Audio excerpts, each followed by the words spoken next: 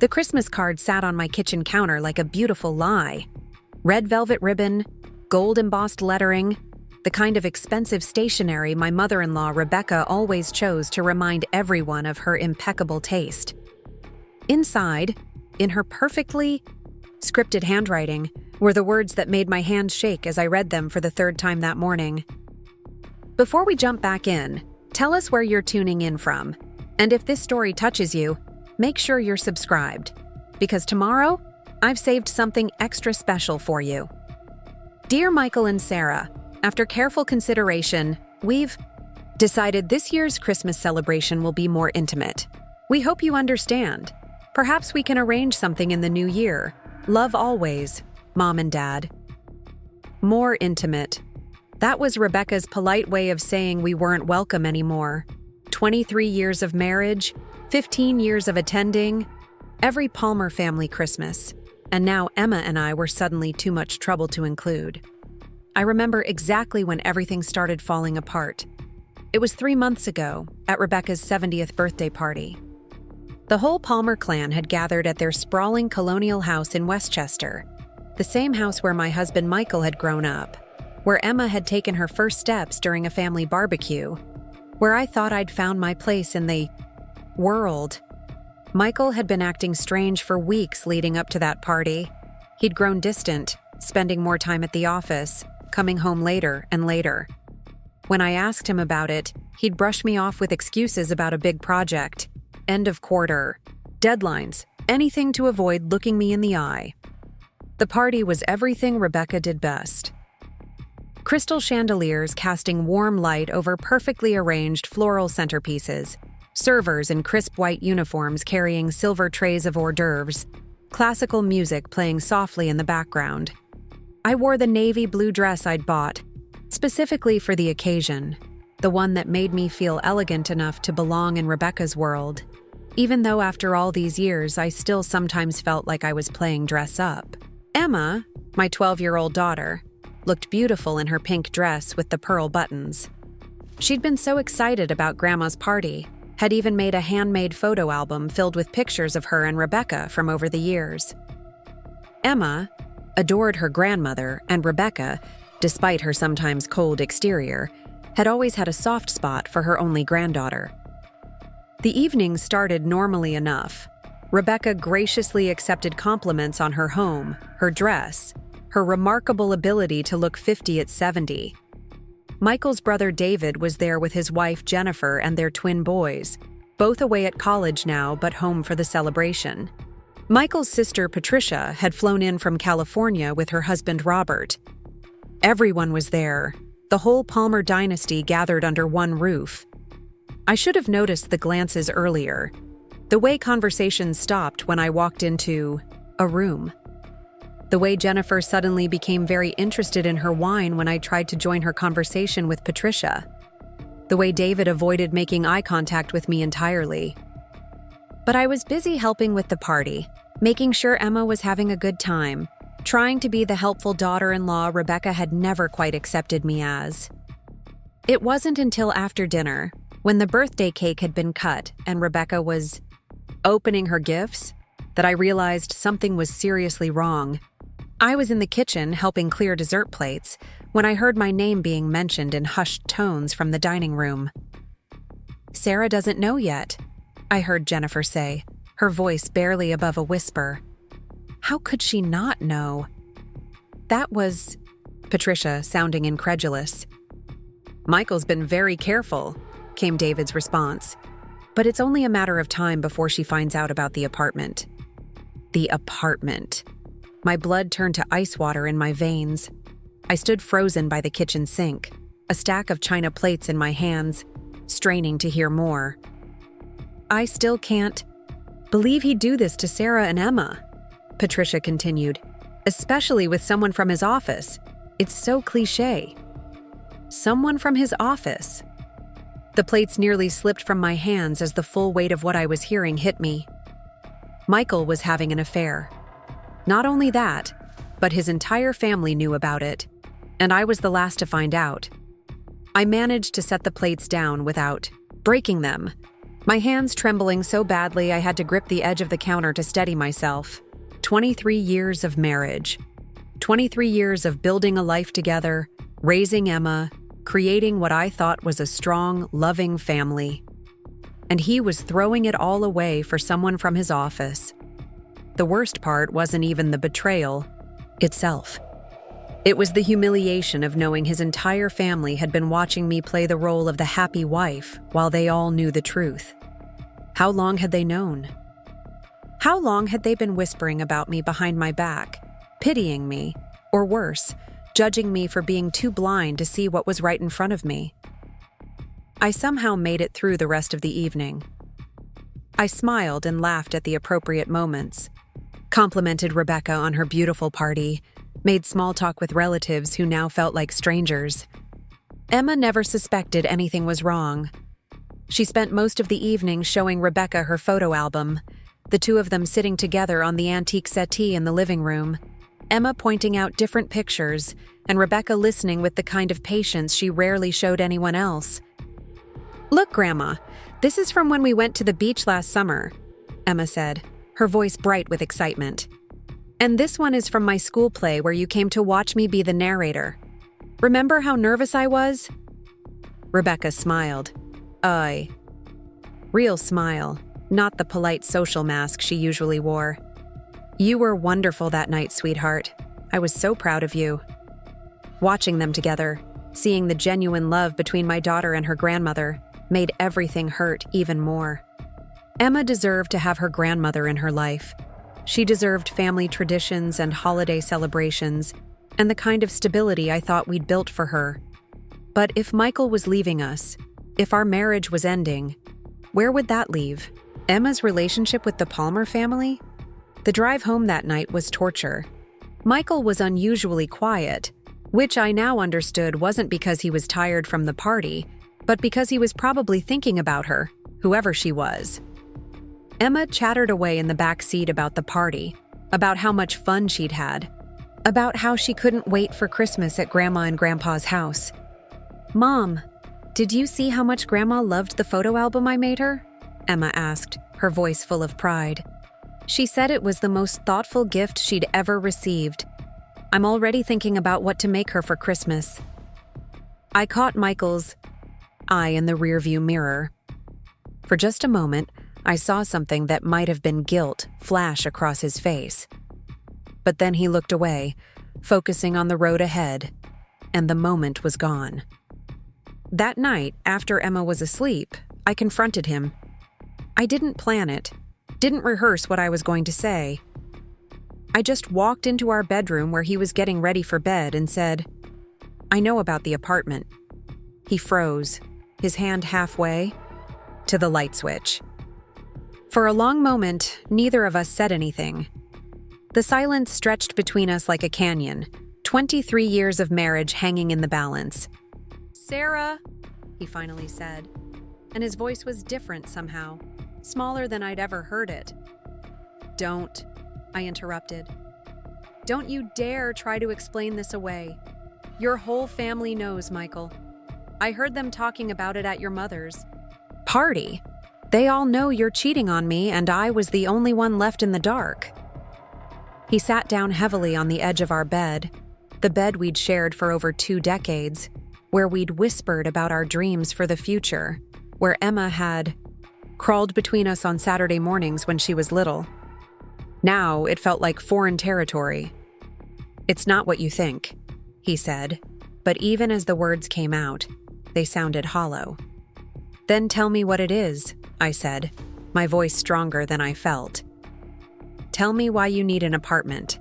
Tell me who she is. Tell me how long this has been going on." He looked up at me then, and I saw something I'd never seen in his eyes before. Not guilt, not shame, but resignation. Like he was tired of pretending, tired of keeping up the charade. "Her name is Amanda," he said quietly. "She works in marketing. It's been 6 months." 6 months? Half a year of lies? Half a year of coming home to Emma and me while living. A double life. Half a year of kissing me goodnight while thinking about someone else. "Do you love her?" I asked, though I wasn't sure I wanted to hear the answer. He was quiet for so long I thought he wasn't going to respond. Then, barely above, a whisper, he said, "Yes." That one word shattered whatever was left of my heart. I'd been prepared for many things, but not that simple, honest admission. An affair was one thing, a mistake that could maybe be forgiven, worked through. But love meant our marriage was already over in his heart, had been over for who knows how long. The next few weeks were a blur of lawyers and paperwork and difficult conversations. Michael moved out to his apartment, the one I now knew he'd been sharing with Amanda. We agreed to wait until after the holidays to tell Emma about the divorce, wanting to give her one last normal Christmas before her world changed forever. But normal was impossible when everything felt so fragile. Emma knew something was wrong, even though we tried to hide it. Preparing and narrating this story took us a lot of time, so if you are enjoying it, subscribe to our channel. It means a lot to us. Now back to the story. She kept asking why Daddy was working so late, why he seemed sad all the time, why I cried when I thought she wasn't looking. "Are you and Daddy fighting?" she asked me one evening while we were making dinner together. She was standing on the step stool at the counter, carefully measuring flour for the chocolate chip cookies that had become our weekly tradition. "Sometimes grown-ups go through difficult times," I told her, trying to keep my voice steady. "But no matter what happens, Daddy and I both love you very much. That will never change." She nodded solemnly, but I could see the worry in her eyes. At 12, she was old enough to sense the tension, old enough to know that things weren't right, but still young enough to believe that love could fix everything. The holidays were approaching fast, and I was dreading them. Christmas had always been my favorite time of year, not just because of the magic and tradition, but because it was when our family felt most connected. The Palmer family Christmas was legendary, an elaborate affair that Rebecca had been perfecting for decades. Every year, the whole extended family would gather at Rebecca and Thomas's house on Christmas Eve. There would be a formal dinner with all the traditional dishes, followed by the opening of presents around the massive Christmas tree in the living room. Emma always got to open one present on Christmas Eve, usually pajamas or a book, and then the rest on Christmas morning. It was a tradition Emma looked forward to all year long. She'd already started making gifts for everyone, spending hours in her room working on secret projects. She'd made Rebecca a set of painted bookmarks with inspirational quotes, and she was knitting Thomas a scarf in his favorite color, navy blue. But everything changed when that Christmas card arrived. More intimate. I kept coming back to those words as I sat at my kitchen table, staring at the elegant cardstock. What Rebecca really meant was that they didn't want the mess of a broken family at their perfect Christmas celebration.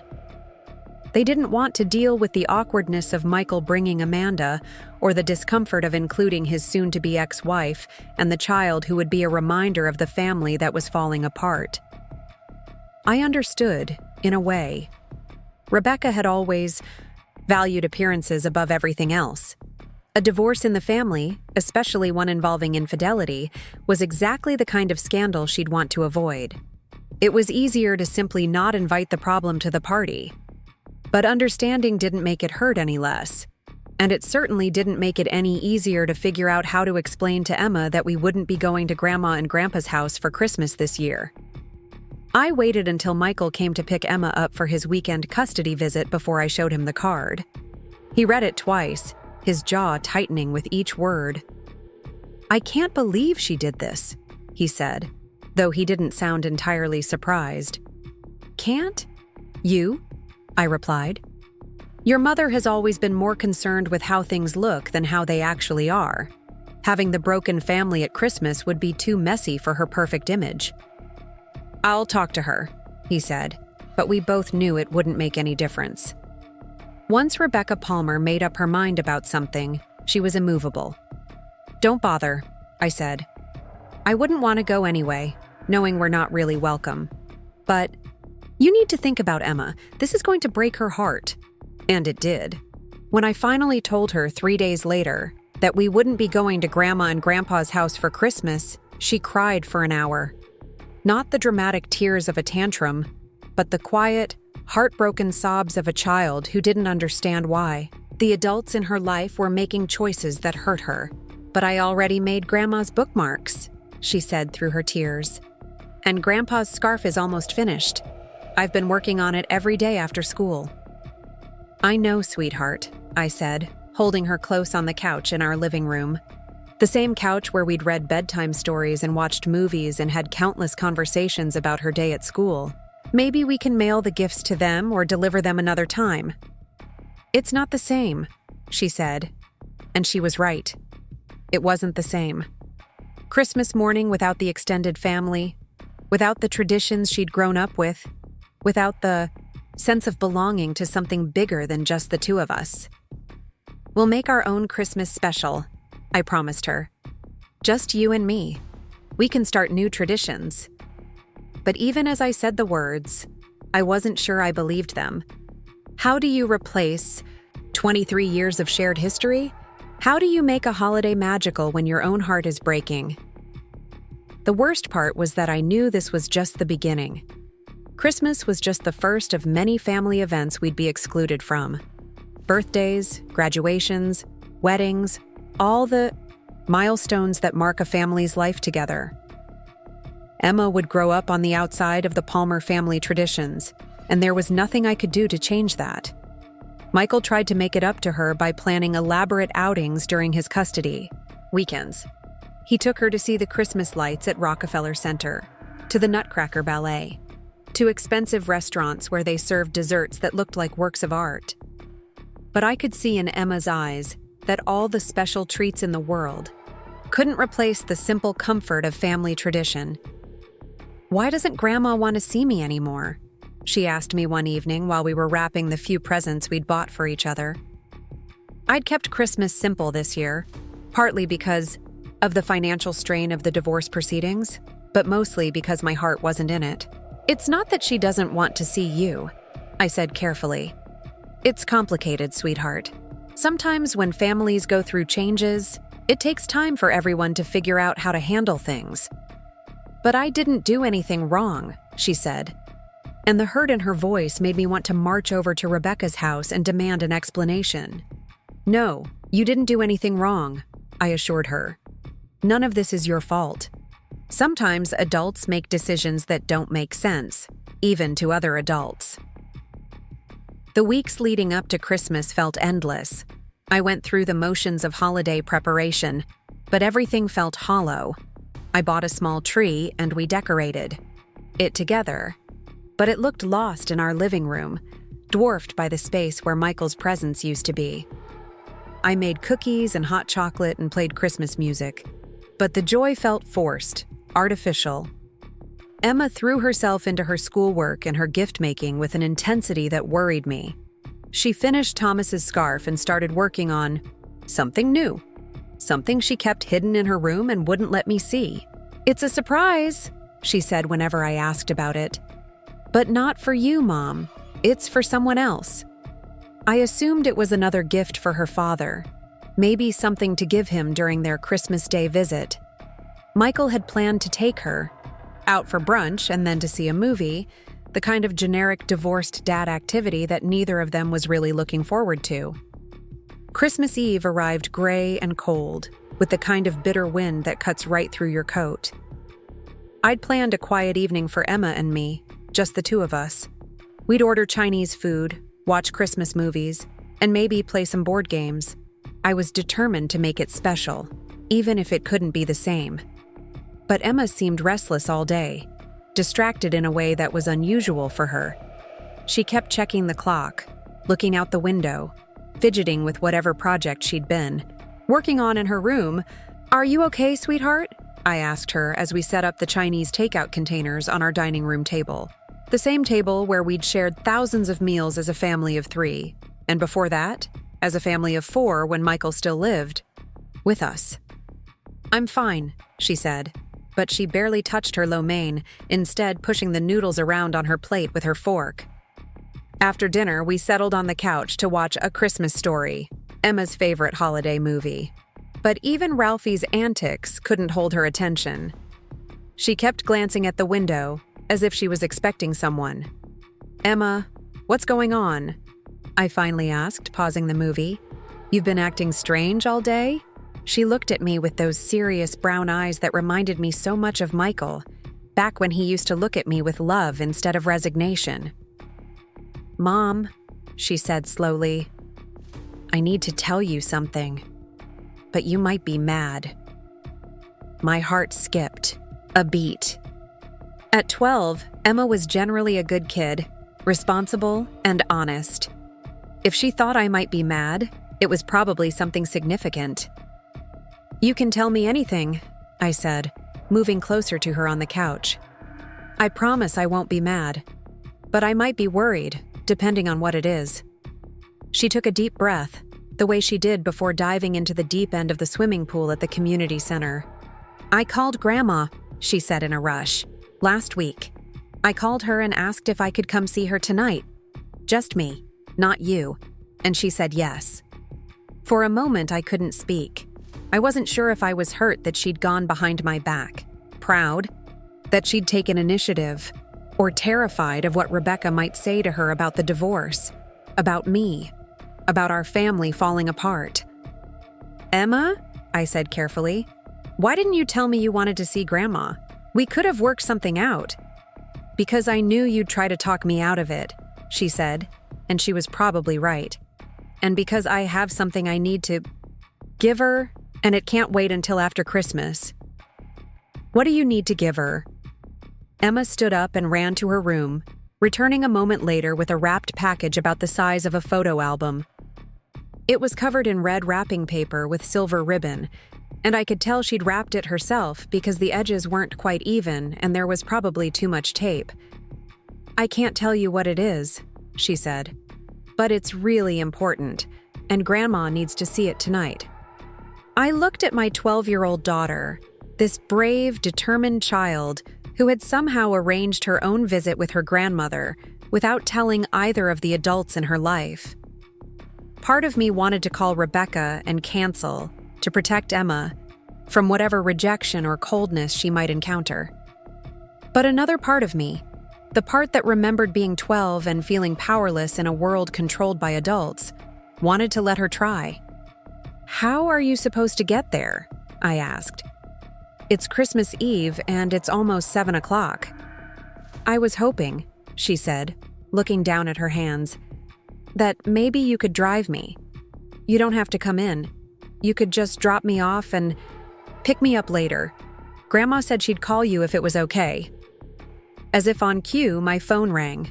Rebecca's name appeared on the screen, and I felt that familiar tightness in my chest that I always got when dealing with my soon-to-be former mother-in-law. "Hello, Rebecca," I said, answering on the third ring. "Sarah."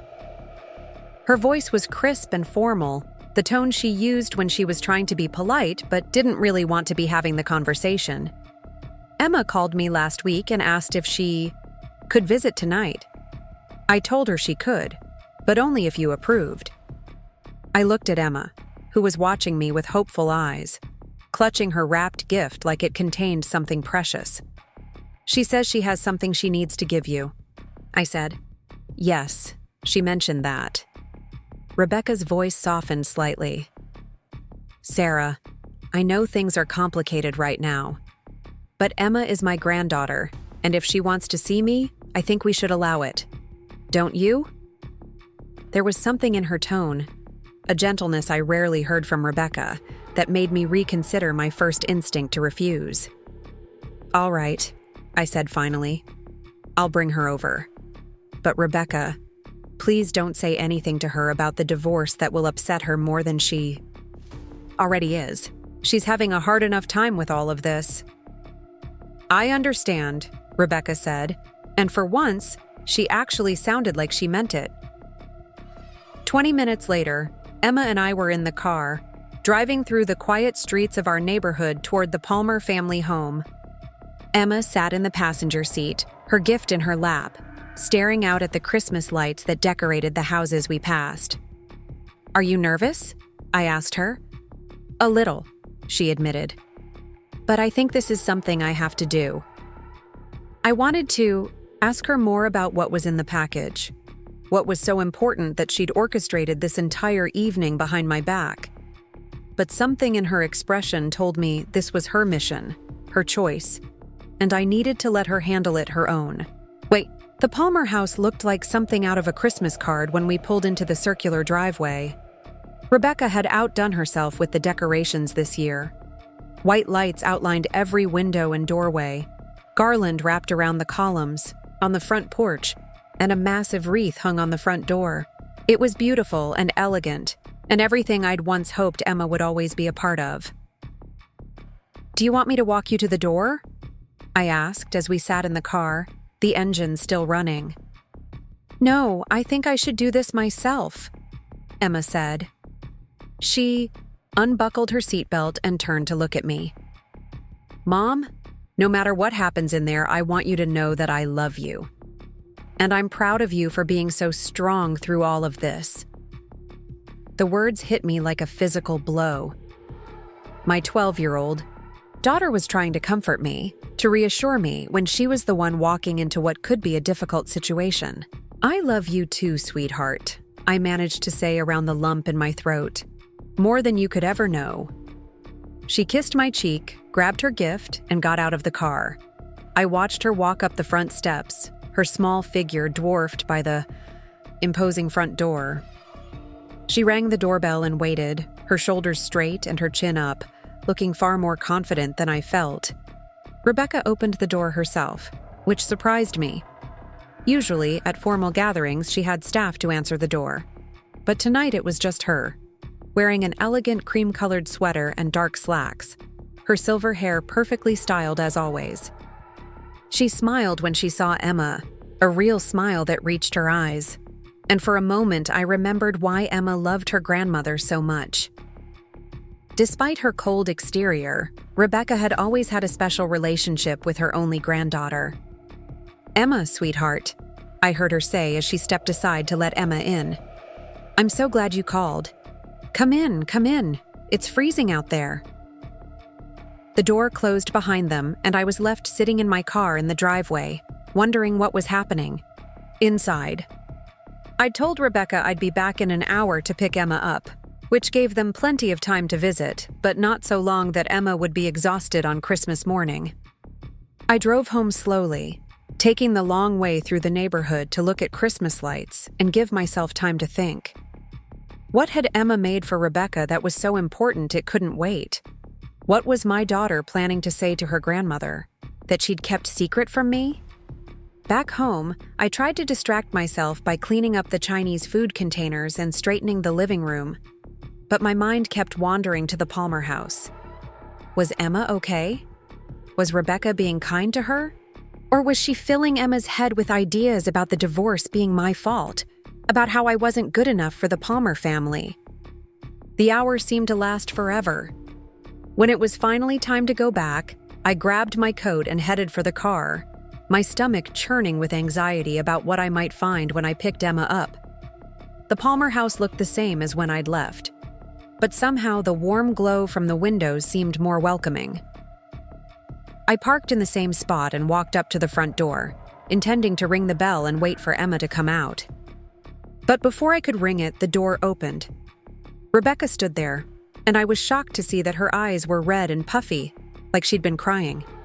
Rebecca Palmer never cried, at least not where anyone could see her. "Sarah," she said, and her voice was different somehow, softer and more vulnerable than I'd ever heard it. "Could you come in for a moment? There's something Emma wants to show you." I stepped inside, confused and concerned by Rebecca's unusual demeanor. She led me through the foyer toward the living room, where I could hear Emma's voice talking. Softly, "She's been showing me something extraordinary," Rebecca whispered as we walked. "Sarah, I had no idea." When we entered the living room, Emma was sitting on the antique settee, a large scrapbook open on her lap.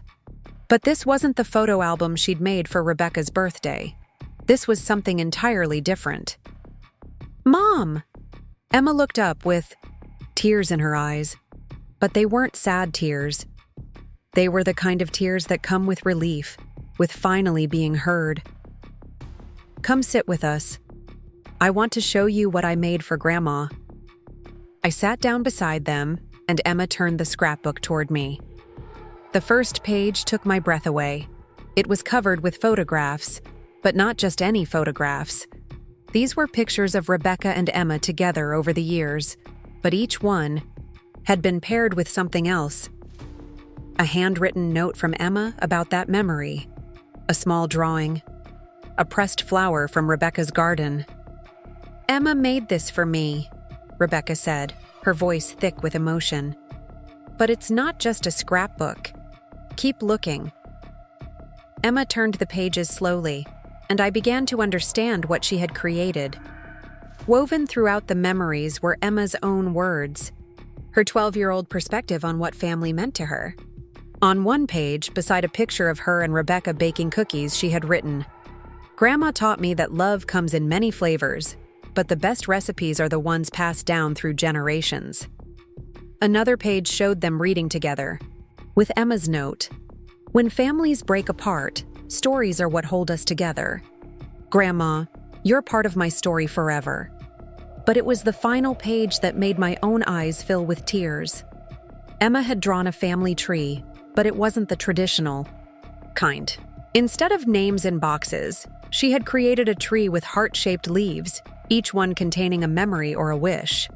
At the center, in the largest heart, she had written, "Love doesn't divorce. Only people do. My heart has room for everyone." Rebecca was openly crying now, something I had never witnessed in 15 years of knowing her. "Emma," she whispered, "this is the most beautiful thing anyone has ever given me."